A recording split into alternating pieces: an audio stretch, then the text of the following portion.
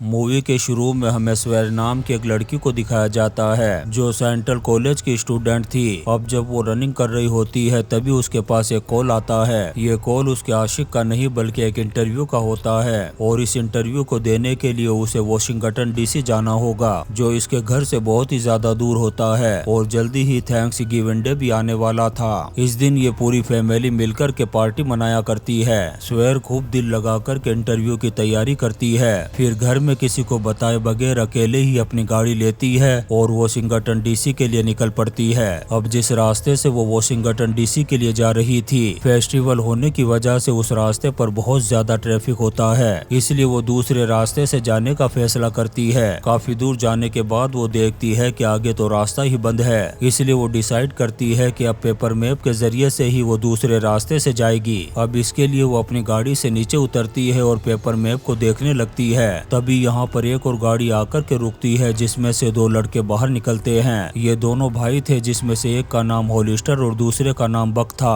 पहले तो वो स्वेर से बहुत ही अच्छे तरीके से बात करते हैं, लेकिन थोड़ी देर बाद ही अपनी औकात दिखा देते हैं और उसके साथ बदतमीजी और छेड़खानी करना शुरू कर देते हैं। इससे स्वेर को खतरनाक गुस्सा आ जाता है और वो उनमें से एक को फुटबॉल समझ कर के जोरदार लात मार देती है। ये देख कर के दूसरा भाई स्वेर को पीछे से पकड़ लेता है। अब ये दोनों यहाँ स्वेर की इज्जत की धज्जियां उड़ाते। इससे पहले स्वेर एक चाकू निकालती है जिसे वो हमेशा अपने पास रखा करती थी। वो उस चाकू से उस पर वार कर देती है और यहाँ से पैदल ही भाग जाती है। अब ये दोनों भाई किसी भी कीमत पर स्वेर को पकड़ना चाहते थे, लेकिन स्वेर जंगल में इतनी तेज स्पीड में भागती है कि इन दोनों भाइयों से बहुत दूर निकल जाती है। वो किसी तरह से इन दोनों भाइयों से तो बच गई थी, लेकिन वो इस बहुत बड़े और घने जंगल में खो गई थी। उसे कुछ भी समझ में नहीं आ रहा था कि अब उसे जाना किधर है। भागते भागते उसका पैर भी जख्मी हो चुका था। फिर ऐसे ही चलते हुए वो एक नदी के किनारे पर पहुंच जाती है। तब तक रात भी हो चुकी थी, इसलिए अब वो यहीं पर रुक कर के रात गुजारने का फैसला करती है। वहीं दूसरी तरफ एक औरत पुलिस को कॉल करके बताती है कि कल से सड़क पर एक गाड़ी खड़ी हुई है और उसमें कोई भी नहीं है। जब एक पुलिस ऑफिसर उस जगह पर पहुंचता है तो उसे स्वेर की गाड़ी मिल जाती है, लेकिन आसपास उसे कोई भी नजर नहीं आता। तभी उसकी नजर सड़क पर पड़ती है जहाँ पर कुछ निशान बने हुए थे।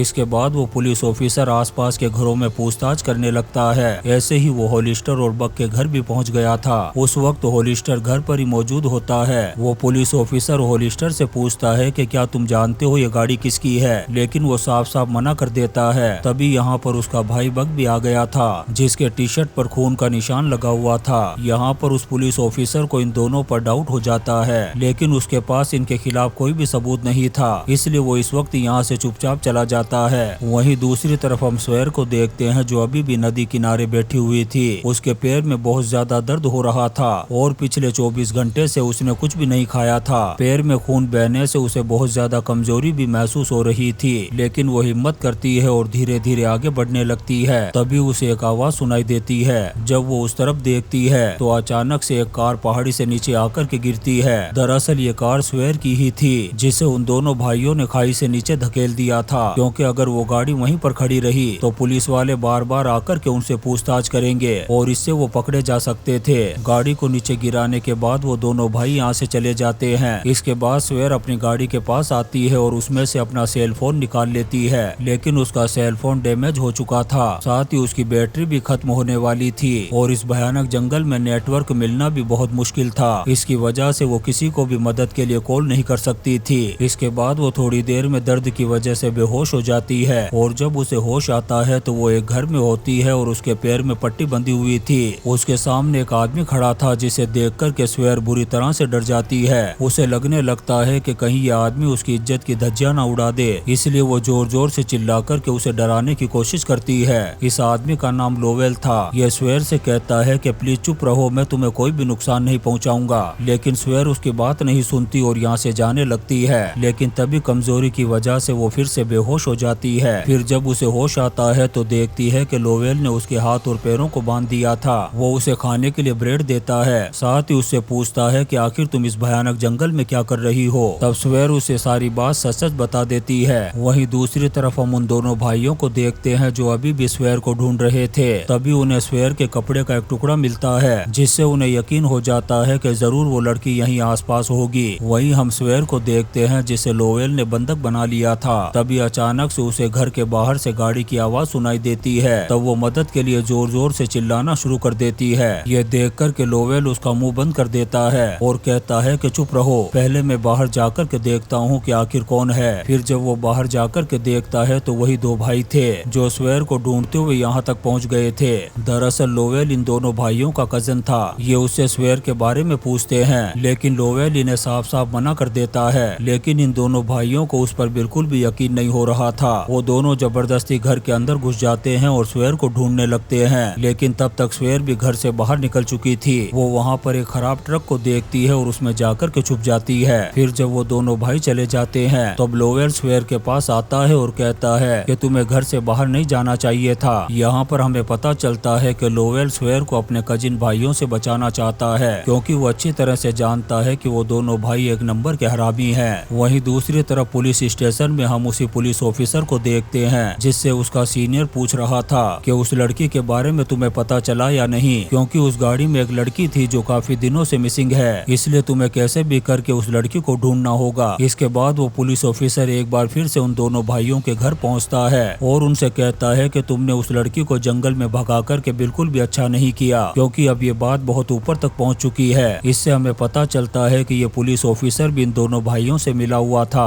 उधर हम स्वेर को देखते हैं जो लोवेल से कहती है कि प्लीज मुझे यहाँ से जाने दो, मुझे अपने इंटरव्यू के लिए वॉशिंगटन डीसी जाना है जो इस जगह से ज्यादा दूर नहीं है। तब लोवेल कहता है कि इस वक्त मेरे पास कोई भी गाड़ी नहीं है, लेकिन वीकेंड पर हॉलिस्टर और बक कहीं जाने वाले हैं, तब वो अपनी गाड़ी मुझे देकर के जाएंगे, तब मैं तुम्हें वॉशिंगटन डीसी छोड़ दूंगा, इसलिए तुम्हें बस 2 दिन तक वेट करना होगा। लोवेल की बातों को सुनकर के स्वेर को भी यकीन हो गया था कि लोवेल उसे कुछ भी नुकसान नहीं पहुंचाएगा, बल्कि वो तो उसकी मदद करना चाहता है। अब ये दोनों यहाँ पर साथ साथ फ्रेंडली रहने लगते हैं। लोवेल स्वेर को बताता है कि मैं केमिस्ट्री का स्टूडेंट हूँ, इसलिए वो यहाँ पर केमिकल से कुछ चीज बना रहा था और इस बारे में वो स्वेर को भी बताता है। तभी हम उन दोनों भाइयों को देखते हैं जो एक बार फिर से लोवेल के घर पर आ गए थे, जिनके हाथ में कुछ बॉक्स भी थे। उन्हें देखकर के लोवेल जानबूझकर के अपने घर में धुआं कर देता है, जिसका फायदा उठाकर के स्वेर नदी के किनारे पर चली गई थी। इस वजह से इन दोनों भाइयों को बिल्कुल भी डाउट नहीं होता कि स्वेर को लोवेल ने अपने घर में ही पनाह दे रखी है। वहीं पुलिस स्टेशन में हम एक दूसरे पुलिस ऑफिसर को देखते हैं, जिसे पता चल जाता है कि वो पहला पुलिस ऑफिसर उन दोनों भाइयों से मिला हुआ है। ये पुलिस ऑफिसर उसे गन पॉइंट पर ले लेता है, लेकिन वो उसे अरेस्ट करता इससे पहले ही वो करप्ट पुलिस ऑफिसर इसको गोली मार कर के मौत के घाट उतार देता है। फिर वो उन दोनों भाइयों की हेल्प से इस पुलिस ऑफिसर की लाश को ठिकाने लगा देता है। इसके बाद जब सीनियर ऑफिसर आता है तब ये करप्ट पुलिस ऑफिसर स्वेर के गायब होने का इल्जाम उस पुलिस ऑफिसर पर लगाने लगता है, जिसका इसने एक गोली में ही विकेट गिरा दिया था, ताकि सबको यही लगे कि उसने स्वेर को किडनैप करके उसके साथ खुद भी गायब हो गया है। लेकिन वो सीनियर ऑफिसर इसे कहता है कि मैंने ये केस तुम्हारे हाथ से लेकर के सीनियर स्टेट को सौंप दिया है। इस बात को सुनकर के ये पुलिस ऑफिसर टेंशन में आ गया था। वो फौरन उन दोनों भाइयों के पास जाता है। दरअसल ये उनके साथ मिलकर के ड्रग्स का भी बिजनेस किया करता था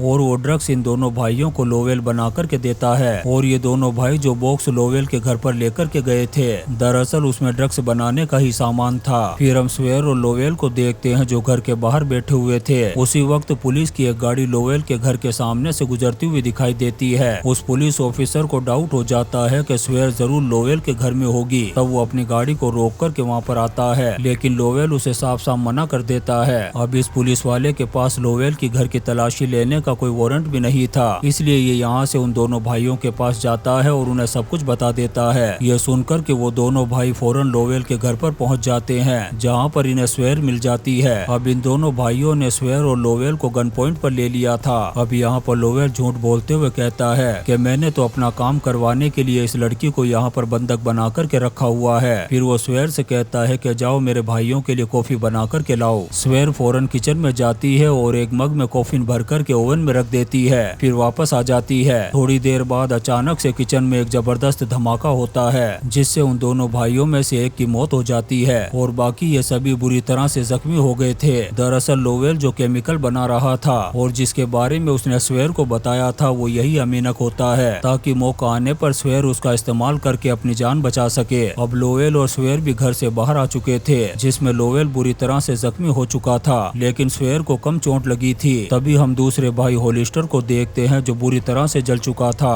वो गन लेकर के बाहर आ जाता है। ये देख कर के लोवेल स्वेर स्वेयर को यहाँ से भागने के लिए कहता है। अब होलिस्टर स्वेयर को गोली मारने ही वाला था, तभी लोवेल उसे पकड़ लेता है और उसकी गन छीन करके उसी पर पॉइंट कर देता है। लेकिन इससे पहले कि वो उसे मारता, यहाँ पर वो करप्ट पुलिस ऑफिसर आ जाता है और इन दोनों का ही काम तमाम कर देता है। वहीं दूसरी तरफ हम स्वेयर को देखते हैं जो जंगल में भाग रही थी। भागते भागते वो सड़क तक पहुंच जाती है। तभी वहाँ पर एक पुलिस की गाड़ी आती है, जिसे देख कर के वो बहुत खुश हो गई थी। वो बगैर सोचे समझे उस गाड़ी में बैठ जाती है। दरअसल इस गाड़ी में कोई और नहीं बल्कि वही करप्ट पुलिस ऑफिसर था। ये करप्ट पुलिस ऑफिसर स्वेयर को नदी के किनारे ले जाता है और पानी में डुबा कर के मारने लगता है। यहाँ पर हम देखते हैं कि लोवेल ने स्वेयर को एक चीज दी हुई थी और कहा था कि इसे हमेशा अपने पास रखना, लेकिन जब वो भागने लगती है तो वो चीज उसके हाथ से छूट कर के पानी में गिर जाती है। वो किसी तरह से उस फोर्क को उठाती है और उस पुलिस ऑफिसर पर हमला कर देती है। वो उसे अधमरा करके भागती है और एक बार फिर से सड़क तक पहुंच गई थी। तभी हम पुलिस की बहुत सारी गाड़ियों को देखते हैं जो स्वेयर के पीछे आ रही थी, क्योंकि यहाँ पर इससे पहले भी बहुत सारे कत्ल हो चुके थे। साथ ही एक पुलिस ऑफिसर भी गायब हो चुका था और स्वेयर भी काफी दिनों से मिसिंग थी। यहाँ पर ये पुलिस वाले स्वेयर को अपनी गाड़ी में बैठाते हैं, जिससे उसकी जान बच जाती है। अब अगर वो करप्ट पुलिस वाला जिंदा होगा तो जल्दी ही उसे पकड़ लिया जाएगा। और इसी सीन के साथ ये शानदार मूवी रस्ट क्रीक खत्म हो जाती है। दोस्तों, हम आपके लिए ऐसी ही इंटरेस्टिंग मूवीज एक्सप्लेन करते रहेंगे, तो आप चैनल को सब्सक्राइब जरूर करें और लाइक और कमेंट्स भी करें। Thank you.